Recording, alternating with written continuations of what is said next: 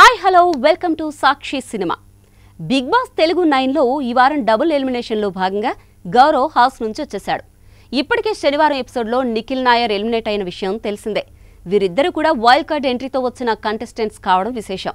ఈ వారంలో 10 మంది నామినేషన్స్లో ఉండడంతో ఎలిమినేషన్ దెబ్బ వైల్డ్ కార్డ్ ఎంట్రీతో వచ్చిన వారిపై పడింది.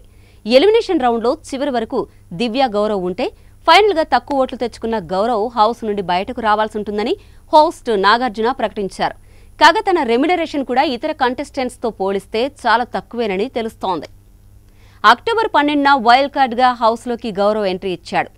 ఇతనికి వారానికి 1.5 లక్షల వరకు రెమ్యునరేషన్ ఇచ్చినట్లు తెలుస్తోంది. ఈ లెక్కన 5 వారాలకు గాను 7.5 లక్షల మేర సంపాదించాడు. ప్రస్తుతం గీతా LLB అనే సీరియల్లో గౌరవ్ నటిస్తున్నాడు. ఇతనితో పాటు ఎలిమినేట్ అయిన నిఖిల్ 5 వారాలకు 12 లక్షలకు పైగానే రెమ్యునరేషన్ తీసుకున్నట్లు తెలుస్తోంది. ఆదివారం ఎపిసోడ్లో భాగంగా ఎలిమినేషన్ డేంజర్ జోన్లో ఉన్న దివ్య, గౌరవ్ ఇద్దరు చివరి వరకు మిగిలారు. ఇందులో దివ్య సేఫ్ అయి గౌరవ్ ఎలిమినేట్ అయ్యాడు.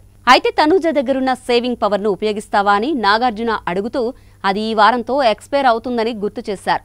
ఒకవేళ ఉపయోగిస్తే ఓట్ల ద్వారా సేవ్ అయిన దివ్య ఎలిమినేట్ అవుతుందని క్లారిటీ ఇచ్చారు. అప్పుడు గౌరవ్ సేఫ్ అవుతాడని కండిషన్ పెట్టారు.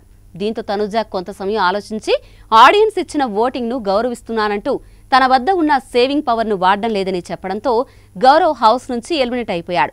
అలా దివ్య కూడా సేఫ్ అయిపోయింది. సాక్షి టీవీ ప్రసారాలను నిలిపివేయటం చట్టరీత్యా నేరం.